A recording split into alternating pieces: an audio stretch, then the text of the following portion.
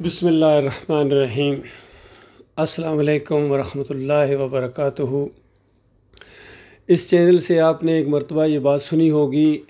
मैंने अपने भाइयों को और सारी दुनिया के मुसलमानों को ये बताया था कि आज तुम्हारी मिसाल उन मुर्गियों की तरह है जिनको कोई पकड़ता है ज़िबा करने के लिए, और थोड़ी देर के लिए आवाज़ें उठती हैं, कड़ांग कड़ांग कड़ांग कड़ांग। उनकी आंखों के सामने उन्हीं का एक जो हिस्सा होता है, एक वो मुर्गा पकड़ता है और उसको उनकी आंखों के सामने ज़िबा करता है और टुकड़े टुकड़े करता है, और सारे खामोश होकर देखना शुरू हो जाते हैं और भूल जाते हैं चंद लम्हों के अंदर के जैसा कोई वाक़या पेश आया ही नहीं है और उनकी बारी कभी नहीं आएगी। वो हर एक समझता है कि मेरी बारी कभी नहीं आएगी, हत्ता कि सब की बारी आती है और आहिस्ता आहिस्ता सब ख़त्म हो जाते हैं। ये हाल है आज मुसलमानों की। हर रोज़ नई से नई खबरें आती हैं और ऐसा लगता है कि अब कुछ होने वाला है, लेकिन उसके बाद कुछ भी नहीं होता है।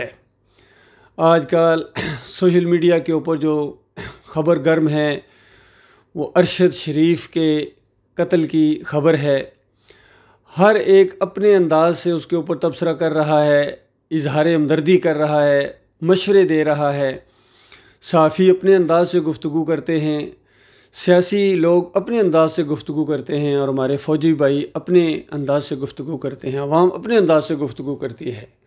लिहाजा हर एक का ये हक़ है और इतना हक़ मुझे भी मिलना चाहिए, क्योंकि मैं भी एक अपने अंदाज से गुफ्तगू करता हूँ और गुज़श्ता 38 साल से मैं ये बात कर रहा हूँ। अगर मेरी ये बात मान ली जाती तो आज मेरी कौम के लोगों आपको ये दिन ना देखने पड़ते। अभी भी वक्त है, मैं अपनी बात को दोबारा दोहरा रहा हूँ, शायद कि किसी दिल में उतर जाए मेरी बात। लेकिन उससे पहले आप ये एक तबसरा सुनिए या वीडियो सुनिए या एक आवाम की और ख़ास कर सहाफ़ियों की जो आवाज़ है उसको सुनिए, और उसके बाद मैं इन सब की दुखती रगों के ऊपर उंगली रखूँगा और तुम्हारा असली मर्ज़ सामने लाऊँगा। और अगर तुम वाकई ही इस अज़ियत से अपने आप को निकालना चाहते हो तो वो असली तरीका भी अपने भाइयों को बताऊंगा। सुनिए पहले ये कि ये जो आपने बताया कि किस तरह से ज़मीन पर तंग की गई, ये जो FIR जिसका आप हवाला दे रहे थे, अरशद शरीफ ने इज्जत की मौत को तरजीह दी। अरशद शरीफ ने बुज़दिली नहीं दिखाई। अरशद शरीफ के खिलाफ रात के अंधेरे में हमला किया गया। ये बुज़दिलाना हमला था। अगर किसी में दम होता तो उसके सामने खड़ा होता और उससे मुकाबला करता। फिर तो मैं बात करता ना कि सामने आए और आकर मुकाबला किया। बुज़दिल लोग बुज़दिलाना हमला करते हैं। अरशद शरीफ झुका नहीं, अरशद शरीफ बिका नहीं। अरशद शरीफ के पास सिर्फ एक ही चीज़ थी, वो उसकी हाई मोरल अथॉरिटी, इज्जत नफ्स। और हमेशा अरशद शरीफ जब हमारी प्राइवेट गुफ्तगू होती थी वो यही बात करते थे, इंतहाई नेक इंसान, इंतहाई हम्बल इंसान। उसको अल्लाह ताला ने जितनी इज्जत दी उसने उससे ज़्यादा हम्बलनेस दिखाई, आज से पन दिखाया। और अरशद शरीफ की जो इन्वेस्टिगेटिव जर्नलिज्म है, प्रोफेशनलिज्म है, वो एक तरफ है। वो दोस्तों यारों में बैठता था, वो किसी को तकलीफ में देख ही नहीं सकता था। पता नहीं कितने लोग हैं जिनकी वो इस तरह से मदद करता था कि दूसरे हाथ को नहीं पता चलता था। मैं आपको क्या बताऊं। लेकिन आज पाकिस्तान के अंदर सहाफत का कत्ल नहीं हुआ, आज पाकिस्तान के अंदर अदालत का कत्ल हुआ है, इंसाफ का कत्ल हुआ है। और अरशद शरीफ ने ये बात कही थी कि ये जिहाद है, और कलम से जो जिहाद वो कर रहे थे अल्लाह ताला ने उसको अजीम शहादत का दर्जा दिया है। अरशद शरीफ ने जो अलम बुलंद किया है वो क़यामत तक जिंदा रहेगा। ठीक है, अरशद शरीफ शहीद है, वो जिंदा रहेगा। और मैं आता हूँ फ़खर आपकी तरफ भी और मुझे साबर की तरफ भी जाना है, लेकिन इससे पहले बड़ा टाइम हमारा इकट्ठे आरिफ हमीद भट्टी, मैं साबर शाकर, हम भी ARY में थे। ये प्रोग्राम कर रहे हैं कोई समी इब्राहिम साहब साफ़ी हैं, इनको भी कई मरतबा सुना है, और साबर शाकर इनके साथ वो टेलीफोन लाइन पर हैं और दूसरे कुछ लोग जो गुफ्तगू कर रहे हैं। इससे पहले रात को मैंने एक अरशद शरीफ की वालदा का वो बयान भी सुना है। बहुत ही ज़्यादा वो दुखी थी और उनकी आंखों में आंसू थे, लेकिन अंदाज़ गुफ्तगू बिल्कुल वही था जिस तरह इन सहाफ़ियों का है कि बस जान देनी है और जान दे दी है और भी जान देने के लिए तैयार हैं। और उन्होंने तो यहाँ तक कह दिया कि मैं गवाही देती हूँ कि मेरा बेटा अरशद शरीफ जो है वो वतन परस्ती में शहीद हुआ है और जमहूरियत के दफ़ा में शहीद हुआ है। और इस अंदाज से ये भी कह रहे हैं कि ये बहुत बड़ा जहाद कर रहे थे और बहुत बड़ा इन्होंने सारा मामला किया है। मैं जो गुफ्तगू आपके सामने करना चाह रहा हूँ मेरे प्यारे भाइयों, वो किसी ख़ास एक इंसान के ऊपर नहीं है। मैं तो आपकी पूरी कौम के अंदर जो एक बीमारी आ गई है, एक सोच है, मैं तो उसको झंझोड़ना चाह रहा हूँ। वरना कितनी और माएँ हैं जो इसी तरह रोती रहेंगी, इसी तरह आपके तज्ज़िये सामने आते रहेंगे और आखिर में कुछ भी नहीं होगा। ये भी सुनने में आया है कि हमारे ex prime minister Imran Khan साहब वहाँ जब गए हैं तो उनकी वालदा ने यही कहा है कि मेरे बेटे ने जो कुर्बानी दी है इसको रायगा ना होने देना। और इमरान खान ने आगे से जवाब दिया है कि मैं वायदा करता हूँ कि मैं इस कुर्बानी को रायगा नहीं जाने दूँगा।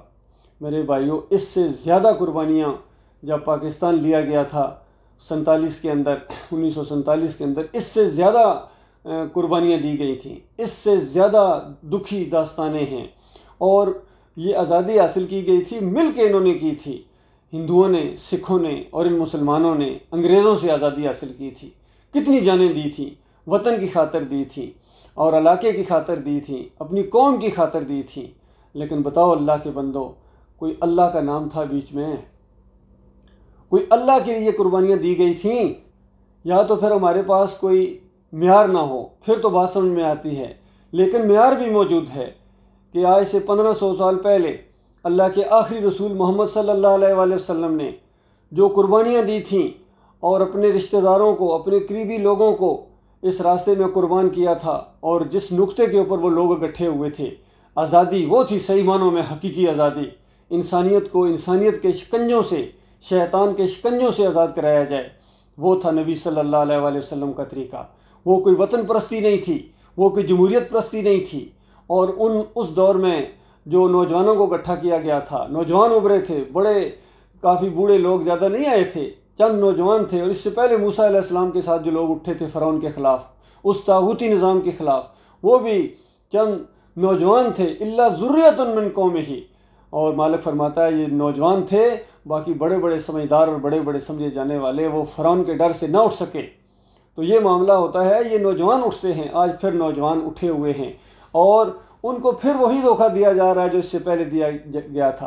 क्योंकि 75 साल बाद हमें पता चला कि आज़ादी मिली नहीं थी, हकीकी आज़ादी नहीं मिली थी। आज़ादी तो मिली थी लेकिन हकीकी आज़ादी नहीं मिली थी। ग़ुलाम के ग़ुलाम हैं। और उसके बाद अब फिर उसी तरह फिर फ़रेब दिया जा रहा है। क्योंकि 75 साल पहले जब फ़रेब दिया गया था कि तुम्हें आज़ादी हम दिला रहे हैं, उस वक्त तो मैं मौजूद नहीं था, लेकिन आज तो मौजूद हूँ। आज तो मैं बोल सकता हूँ कि ये वही फ़रेब है जो उम्मत को दिया जा रहा है, वही पुराना जाल है जो नए अंदाज से सामने लाया जा रहा है। और फिर 75 तो क्या, चंद सालों बाद ही आपको पता चलेगा कि आपके आका तब्दील हुए हैं। आप हकीकी ग़ुलाम के हकीकी ग़ुलाम ही हैं। चंद ये जो लोग नाम लिए जाते हैं कि इनकी ग़ुलामी से हमें तुम्हें आज़ाद करेंगे, चोरों डाकुओं की ग़ुलामी से तुम्हें आज़ाद कर देंगे, तो उसके बाद किसकी ग़ुलामी में आ जाओगे? इमरान खान साहब, आप तो हमेशा नहीं रहेंगे, चंद दिनों के मेहमान हैं हम सब। उसके बाद कौम किसकी ग़ुलाम बन जाएगी? महमूद कुरैशी की ग़ुलाम बन जाएगी, फवाद चौधरी की ग़ुलाम बन जाएगी, और जितने और दूसरे हैं इनकी ग़ुलाम बन जाएगी। ग़ुलाम के ग़ुलाम ही रहेंगे, लेकिन ये कभी आज़ाद नहीं हो सकेंगे, कभी आज़ाद नहीं हो सकेंगे। असली बात की तरफ आओ, जो तुम्हारा असली मर्ज़ है मेरी कौम के लोगों। तुम्हें ईमान खालिस से महरूम कर दिया गया है। जो दुनिया की सबसे बड़ी मता होती है, सबसे बड़ा जो इंसान के पास कोई चीज़ होती है, वो उसका ईमान है कि ला इलाहा इल्लल्लाह मुहम्मद रसूलुल्लाह, अल्लाह के अलावा कोई इलाह नहीं है, अल्लाह के अलावा कोई माबूद नहीं है। ये नारा बुलंद किया था नबी सल्लल्लाहु अलैहि वसल्लम ने उस माहौल के अंदर, मक्का के अंदर जब बाहर निकले थे गलियों के अंदर जुलूस की शक्ल में। पहले आराम से आहिस्ता आहिस्ता इस दावत को फैलाया करीबी लोगों के अंदर, रिश्तेदारों के अंदर, दोस्तों के अंदर, और चंद लोग जब इस पर इकट्ठे हो गए, फिर हुक्म हुआ अल्लाह ताला की तरफ से, फस्दा बिमा तोमर वारिज़ अलल मुशरिकीन, अब खोल के फाड़ के बयान करो इस मसले को कि अल्लाह के अलावा कोई माबूद नहीं है, और ज़रा बराबर शिरक करने वालों की परवाह ना करना। फिर नबी अलैहिस्सलाम निकले हैं अपने साथियों के साथ, और गली के अंदर ये एक आवाज़ बुलंद की गई है, हजूम इकट्ठा हुआ है, पथराव हुआ है उसके ऊपर, उस हजूम के ऊपर, और वो स्लोगन ये था, ला इलाहा इल्लल्लाह मुहम्मद रसूलुल्लाह, अल्लाह के अलावा कोई इलाह नहीं, कोई दाता नहीं, कोई दस्तगीर नहीं, कोई मुश्किल कशा नहीं, कोई हाजत रवा नहीं। लात मनात और हुबल की इन खुदाइयों को चैलेंज किया गया, इनकी चमड़ी उतार दी गई और कहा गया ये अमवातुन गैर अहयाइन वमा यशरूना या युबसून, ये मुर्दे हैं, इनके अंदर ज़िंदगी की रमक तक बाकी नहीं है, और ये इनको ख़ुद अपने बारे में नहीं पता है कि कब इनको अल्लाह दोबारा ज़िंदा करके उठाएगा। तुम इनके सामने अपनी बिगड़ी बनाने के लिए, मुश्किलात हल करने के लिए इनके सामने जोलियाँ फैलाते हो कि ये तुम्हारी जोली को भरेंगे, ये तुम्हारी खोटी किस्मत को खरी कर देंगे, ये तुम्हारे मुश्किल कशा हैं। ये इसी तरह की पुकारें वहाँ लगाई जा रही थी जो आज हमारी कौम लगा रही है, और ला इलाहा इल्लल्लाह के साथ लगा रही है। अंदाज़ा लगाइए, उधर से जब हिजरत करके यहाँ आए हैं, पाकिस्तान बना है, तो वहाँ से जो लोग यहाँ आए हैं, पाकिस्तान का मतलब क्या, ला इलाहा इल्लल्लाह इस नारे के साथ आए हैं, और अपने बुतों को साथ लेके आए हैं, 11वीं की देग लेकर आए हैं, और केक की छुरी लेके आए हैं कि वहाँ जब पाकिस्तान में भी जाके 12 रबीउल अव्वल को केक काटेंगे तो ये छुरी इस्तेमाल करेंगे। नारा हैदरी या अली मदद लेके आए हैं, नारा गौसिया या अब्दुल कादिर जिलानी मदद साथ लेके आए हैं, चादरें चढ़ाने का अंदाज़ लेकर आए हैं, चादरें लेके आए हैं कि यहाँ मोहिउद्दीन चिश्ती की चादरें चढ़ाते थे, अब यही चादर जाके बरी इमाम चढ़ाएंगे और अली जवेरी की कब्र के ऊपर बाटी में चढ़ाएंगे, दाता साहब चढ़ाएंगे। ये सब कुछ लेके आए अल्लाह के बंदो। कौन सा ला इलाहा इल्लल्लाह, बुतों को साथ लाए हो और कहते हो ला इलाहा इल्लल्लाह। इसी वजह से तो तुम्हें ज़लील व ख्वार किया जा रहा है पूरी दुनिया के अंदर। तुम्हारी कोई वैल्यू नहीं है क्योंकि तुम अल्लाह के गद्दार हो, कलमे के गद्दार हो, और तुम्हारी ये जितनी शहादतें हैं ये फ़ी सबीलिल्लाह नहीं हैं। हम तुम्हें ये हक़ देते हैं कि तुम ये बात कहो कि शहादत जमहूरियत के रास्ते में है, हम तुम्हें ये हक़ देते हैं कि तुम ये कहो ये मुल्क के लिए ये शहादतें हैं, या तुम्हारे निज़ाम के लिए हैं, या कौम के लिए, जो मर्ज़ी कहो, ये तुम्हें हक़ पहुँचता है कहने का। लेकिन मैं ये बात तुम्हें कभी हक़ नहीं दूंगा कि तुम कहोगे ये जहाद फ़ी सबीलिल्लाह है, ये जहाद है। बताओ, इमरान खान साहब भी कहते हैं ये जहाद है, तुम इसके अंदर जहाद का नाम बर्बाद ना करो। और जहाद का नाम लेके तुम शैतानी काम करते हो। जहाद करने वाला जाके मज़ार के सामने सजदा करेगा, जहाद करने वाला नारा हैदरी और या अली मदद के नारे लगाएगा अपने जलसों के अंदर, जहाद करने वाला म्यूज़िक के ऊपर उसको हल उठेगा, और जहाद करने वाला अपनी माओं की, कौमों की, बहनों और बेटियों को वहाँ जाके आके बेपर्दगी के साथ वहाँ ये सारा कुछ शैतानी काम होगी। जहाद करने वाला ऐसा कर सकता है? जहाद करने वाला आशिक़ रसूल हर रोज़ अपनी शेव करके कहता है मैं आशिक़ रसूल हूँ। बताओ कौन सा काम है, कौन सी बात है जो तुम नबी सल्लल्लाहु अलैहि वसल्लम की मानते हो? और ये जमहूरियत का निज़ाम ये बदतरीन निज़ाम है, बदतरीन निज़ाम हुकूमत है। यकीन कीजिए इस ज़मीन के ऊपर शायद ही इससे बदतरीन कोई ज़ालिमाना निज़ाम आया हो, जिसमें गालियाँ हैं, नफ़रतें हैं, एक दूसरे के ऊपर इल्ज़ामात हैं और फिर लड़ाई झगड़े हैं। जिस तरह आज इनके अंदर मैं देख रहा हूँ कि नफ़रतें इस इंतहा को पहुँच गई हैं कि किसी का अच्छा काम भी इनको बुरा लगता है। कोई अच्छा भी काम कर दे कोई दूसरी पार्टी वाला तो दूसरा अपना गोया हक़ समझता है कि उसका वो मजाक उड़ाएगा और उसकी मुखालफत वो करेगा। क्यों? ये जमहूरियत के तोहफ़े। और बार बार ये कहते हैं जब कभी कोई मामला होता है, चाहे इनके साथ ज़्यादती हो या जो भी मामला, कहते हैं जमहूरियत में ऐसे नहीं होता, और जमहूरियत में ही ऐसे होता है। यही जमहूरियत के तोहफ़े हैं, यही जमहूरियत के तोहफ़े हैं। जरदारी से जब किसी ने कहा कि ये तुमने इतनी बड़ी मुखालफत कर दी, वादा खिलाफी, उसने कहा कोई कुरान और हदीस है? जमहूरियत में ऐसे ही होता है। तो कुरान और हदीस के अंदर ऐसा नहीं होता है। तो अल्लाह के बंदो याद रखना, अगर तुम ईमान की तरफ नहीं आओगे, क्योंकि मैं 38 साल से तुम्हें बुला रहा हूँ और इस ईमान की वजह से मुझे इतनी तकलीफ़ें उठाना पड़ी हैं कि जो अरशद शरीफ ने क्या उठाई होंगी, या इमरान रियाज ने क्या उठाई होंगी, या किसी और ने क्या उठाई होंगी, क्योंकि ये पूरा माहौल मुशरकाना है। जब तौहीद की दावत इनके सामने आएगी तो उसके बाद इससे ज़्यादा रद्द अमल होगा। अभी तो आप ईमान की बात करते ही नहीं हैं। बताओ किस सहाफ़ी ने किसी चौक में या किसी इंटरव्यू में ये कहा हो कि दाता अल्लाह है, अली जवेरी दाता नहीं है? किसी सहाफ़ी ने, किसी लीडर ने, किसी फ़ौजी जर्नैल ने ये बात कही हो कि या अली मदद का नारा लगाना ये शिरक है? नहीं लगेगा। सहाबा इकराम अल्लाह को पुकारते थे, नबी अलैहिस्सलाम अल्लाह को पुकारते थे, या अब्दुल कादिर जिलानी पुकारना शिरक है? बताओ किसी प्लेटफॉर्म से किसी के अंदर जुर्रत है ये बात कहने की? ये जुर्रत की थी मैंने जब मैं 7 पंजाब रेजिमेंट में था, जिनका नारा था दम दम अली अली, नारा हैदरी जोश दिलाने के लिए। उस वक्त जब मैंने कहा था कि ये नारा मुशरकाना है, ये शिरक है इसके अंदर और कुरान के ख़िलाफ़ है। कुरान के पहले सफ़े के ऊपर जो अल्लाह की हम्दो सना बयान हुई है और उसमें कड़ाके की जो तौहीद की बात आती है उसके ख़िलाफ़ है। इय्याका नअबुदु व इय्याका नस्तईन। लेकिन उसको मतलब नहीं समझते थे। जिस तरह आज हमारे इमरान खान साहब की हर तकरीर, मेरे ख्याल में हज़ारों की तकरीरें इनकी होंगी जो रिकॉर्ड हो चुकी हैं, लाखों में जो बल्कि पहुंच चुकी होंगी, सारी गुफ्तगू को मिला के हर बयान को ये शुरू करते हैं इय्याका नअबुदु व इय्याका नस्तईन। जिस तरह तकिए कलाम से नहीं बन जाता, इनको मालूम ही नहीं कि इय्याका नअबुदु व इय्याका नस्तईन का क्या मतलब है। और उसके बाद इसी वजह से जाके मज़ार के सामने सजदा भी करते हैं और फिर बराबर इय्याका नअबुदु व इय्याका नस्तईन भी कहते रहते हैं। और मेरे प्यारे भाइयों, जब तुम मज़ार के ऊपर हाज़िरी देने के लिए घर से निकलते हो ना, तुम्हारा इय्याका नअबुदु व इय्याका नस्तईन उसी वक्त फ़ारिग हो चुका होता है। कलमा उसी वक्त उसके ऊपर ला चल जाती है, ला इलाहा इल्लल्लाह मुहम्मद रसूलुल्लाह के ऊपर एक और ला चलाते हो जब तुम शिरक के लिए दौड़ते हो, जब तुम चादर चढ़ाते हो, जब तुम उर्स का इफ्तिताह करते हो, जब तुम 11वीं की देग खाते हो और जब केक जैसा काटते हो ना मिलादुन नबी का, उसी वक्त तुम्हारा ला इलाहा इल्लल्लाह मुहम्मद रसूलुल्लाह फ़ारिग हो जाता है, छुट्टी हो जाती है उसकी। और इसी वजह से गैर मुसलमानों को आज फ़र्क नज़र नहीं आ रहा है कि मुसलमानों में और गैर मुसलमानों में क्या फ़र्क है। वो भी आपकी तरह खड़े बुत की पूजा करते हैं और तुम लटा के उसको पूजते हो। वो वहाँ दंडवत करता है, तुम सजदा ताज़ीमी करते हो। वो वहाँ भजन गाता है, तुम कवालियाँ सुनते हो। वो वहाँ जाके फेरे लगाता है, तुम वहाँ जाके तवाफ़ करते हो। वो वहाँ जाके प्रसाद बांटता है, न्याज नहीं कहता है, वो प्रसाद कहेगा क्योंकि उसकी ज़ुबान हिंदी है।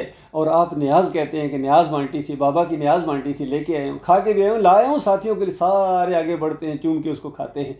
अल्लाह के बंदो, यही कुछ मुशरिकीन मक्का कर रहे थे। इसके ख़िलाफ़ कौन उठेगा? इसके ख़िलाफ़ कौन जुलूस निकालेगा? कौन इस हक़ का साथ देगा? यह है हक़।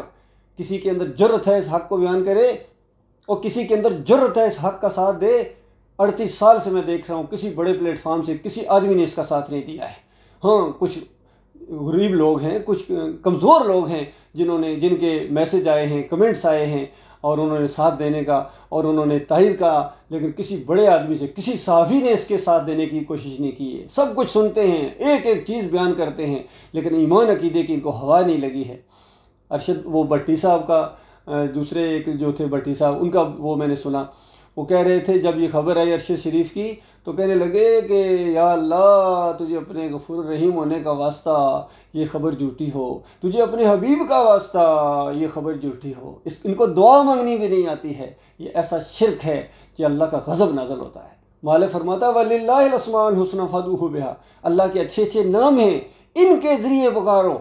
देखो, इनके ज़रिए भी पुकारा और साथ फिर वास्ते वसीले का शिरक भी घुसा दिया, तो अल्लाह का गज़ब नाज़िल होता है। मालिक गुस्से में आता है कि तुम जब अल्लाह का इनकार करते हो, शिरक के ज़रिए अल्लाह को पुकारते हो। तो ये सारा कुछ आपके अंदर हो रहा है, सब कुछ हो रहा है। किसी के मुंह से मैंने कभी ईमान की आवाज़ नहीं सुनी है, ना इमरान रियाज के मुंह से कभी ईमान की आवाज़ सुनी है, ना समी इब्राहिम के मुंह से, ना जितने ये सामने आते हैं, चाहे ये हकीकत टीवी वाले हों, कभी नहीं सुनी है। बस सियासी अंदाज से यही अपने लगे हुए हैं, अपनी बांसुरी बजा रहे हैं, ढोलकी बजा रहे हैं और मरते जा रहे हैं और जहन्नम की आग का ईंधन बनते जा रहे हैं। और पीछे बेशक ऐलान हो जाते हैं हज़रत साहब शहीद हो, सारे कहते हैं, जिनका मरता वो भी कहते हैं शहीद हो गया। ताकि हिंदुओं ने भी कहा था इंदिरा गांधी शहीद हो गई है और इनके बरेलवी मरे शहीद हो गए, देवबंदी मरे शहीद हो गए, अहले हदीस मरे शहीद हो गए, जमहूरियत के दफ़ा में मरे शहीद हो गए। ठीक है, शहीद हो, इनके रास्ते में हो, लेकिन वो शहीद जिसको अल्लाह जन्नत अल फरदौस में पहुंचा देता है, वो तो ईमान खालिस की वजह से होता है, वो तौहीद की वजह से होता है, रद्द शिर्क की वजह से होता है। ये है हक़, ये हक़ है। इसकी खातिर जो मरेगा वो अल्लाह के रास्ते में शहीद है। बाकी जमहूरियत का निज़ाम बजाते खुद बातिल है। इस बातिल की तायद में, इस बातिल के लिए आप इतनी कुछ मेहनतें कर रहे हो। मैं हैरान होता हूँ कि इमरान खान जितनी जदोजहद कर रहे हैं, कितने अनथक आदमी हैं और किस कदर यानी खुलूस के साथ मामला कर रहे हैं, लेकिन अल्लाह के लिए नहीं, अल्लाह के लिए नहीं। याद रखें, कभी मैं ये बात मानने के लिए तैयार हूँ ये सब कुछ अल्लाह के लिए कर रहे हैं। ये इक़्तिदार के लिए है, ये कौम के लिए हो सकता है, ये मुल्क के लिए हो सकता है, लेकिन अल्लाह के लिए नहीं है। क्योंकि अल्लाह का दीन जो है वो ला इलाहा इल्लल्लाह ये बुनियाद है, ये पहली ईंट है। इसके ऊपर तेशा चलाते हो, इसका इनकार करते हो, ऐसे लोगों को अपने अंदर से निकाल देते हो। कितनी मरतबा ग्रुपों से निकाल देते हैं, ताकि ये जो फेसबुक के ऊपर आता है वहाँ वो रिस्ट्रिक्शन लगा देते हैं, कभी 3 दिन के लिए, कभी 9 दिन के लिए, कभी 21 दिन के लिए, कभी महीने के लिए, कि आप ये बात ना कहें। ये कम्युनिटी स्टैंडर्ड्स के ख़िलाफ़ है, कम्युनिटी स्टैंडर्ड्स के ख़िलाफ़। और कम्युनिटी स्टैंडर्ड्स क्या है कि कुफ्र और शिर्क के साथ हाथ मिला के चलो। अगर आपने इसका मुकम्मल रद्द कर दिया, शिर्क फैलाने वालों की निशानदेही कर दी, तो ये बुज़ुर्गों की तौहीन हो जाएगी, बड़ों बड़ों की तौहीन हो जाएगी। और इसी वजह से मुझे फ़ौज से निकाल दिया गया था। मेरी माँ के ऊपर क्या गुजरी थी, वो भी अरशद की माँ थी। आज अगर अरशद शरीफ की माँ रो रही है तो अरशद करमुलाई की माँ भी इसी तरह रोई थी, उसके आंसू थे। लेकिन मसला ये है कि जिस दिन वो माँ ये बात अगर सुनेगी कि अरशद को इस रास्ते में कत्ल कर दिया गया है, वो सही मानों में वो कभी नहीं कहेगी, कभी उसके मुंह से ये बात नहीं निकलेगी कि अरशद कौम के लिए, अरशद मुल्क के लिए शहीद हो गया है। आप तजर्बा करके देख लेना, मेरी माँ यही कहेगी अरशद अल्लाह के लिए शहीद हो गया है, क्योंकि वो अल्लाह की बात करता है, वो तौहीद की बात करता है, वो रद्द शिर्क की बात करता है। और अरशद की बीवी भी यही कहेगी, अरशद करमुलाई की बीवी, अरशद करमुलाई की बच्चियाँ भी यही कहेंगी, अरशद करमुलाई के असली दोस्त भी यही बात कहेंगे कि ये अल्लाह की दावत लेकर उठा था और ईमान के लिए इसने जान दे दी है, और ये सही मानों में अल्लाह के रास्ते में शहीद होना है। अल्लाह के बंदो, इसके लिए दिल धड़कता है, इसके लिए दुआएं हैं। और मरना तो वैसे भी है, वैसे भी मरना यकीन कीजिए, तुम दुनिया के लिए मर रहे हो, हम अल्लाह के लिए मरेंगे। और अल्लाह का सच्चा वादा है कि अगर तुम मेरे ऊपर तवक्कल करके उठोगे तो हम तुम्हें दुनिया में भी वान तुम आलौना इन कुंतुम मोमिनीन, हम तुम्हें दुनिया में भी इज़्ज़त अता फरमाएंगे, तुम्हें इक़्तिदार बख्शेंगे और तुम्हारे ज़रिए रंगे जहाँ बदली होगा। अल्लाह के बंदो, इस ईमान की तरफ आओ। कौन है जो इस रास्ते में हमारा साथ देने के लिए तैयार हो? आज ऐसा माहौल बन गया, मेरा दिल कुड़ता है अंदाज से। अल्फाज नाम नहीं लेते हैं, लेकिन हर एंगल से तीर बरसाए जा रहे हैं कि बस फ़ौज ने ये करवा दिया, ये हो गया। और फ़ौज ने नहीं, तुम्हारे अपने करतूत है जो तुम्हारे मुंह के ऊपर दे मारे जा रहे हैं। कोई ना कोई चीज़ बहाना बन जाती है किसी अंदाज से।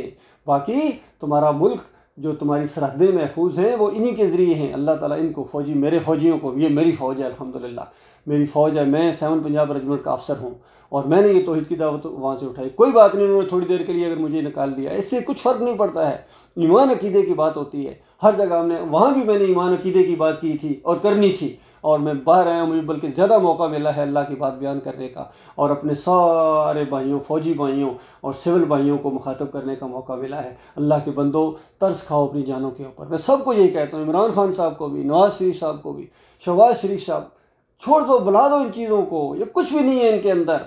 और ये 4 फ्लैट वहाँ ले लिए तो ये पूरी ज़िंदगी की यही रोना रोता रहेगा। वो ये लंदन में फ़्लैट ले लिए, दुबई में फ़्लैट ले लिए। वो अल्लाह के बंदों, जो अल्लाह ताला ने वहाँ फ़्लैट तैयार करके रखे अपने मोमिन बंदों के लिए, अगर यहाँ 4 ले लिए हैं तो वहाँ 4 करोड़ से भी ज़्यादा हैं। इतने बड़े बड़े आसमान जितने 60-60 मील ऊंचे महलात अल्लाह ने तैयार करके रखे हुए। कभी सोचा है आपने उसके बारे में? कभी तैयारी की है? कभी यकीन आया है? तुम्हें यकीन ही नहीं आता अल्लाह के ऊपर, तुम्हें यकीन ही नहीं आता जन्नत के ऊपर। चंद सिक्कों की खातर, वजारत की खातर, MNA की खातर, MPA की खातर, या वज़ीर आज़म बनने की खातर, सदर साहब की खातर, सदर बनने की, या चीफ़ ऑफ आर्मी स्टाफ, ये बहुत छोटी चीज़ें हैं जिसके ऊपर आपने हमेशा की जन्नत को कुर्बान कर दिया है। मुझे अफसोस होता है, यकीन कीजिए, पिछले दिनों में अपने सदर अलवी साहब का, डॉक्टर अलवी साहब का भी बयान सुना है। कोई ईमान अकीदे की उनको परवाह ही नहीं है, यकीन कीजिए, इशारा भी नहीं करते हैं उस तरफ कि मुल्क में क्या हो रहा है, किस तरह शिर्क के साथ अल्लाह को गालियाँ दी जा रही हैं, सब के साथ मिले हुए, सब के हाँ में हाँ मिलाए चले जा रहे हैं। लेकिन याद रखना, इसका अंजाम बहुत खौफनाक है।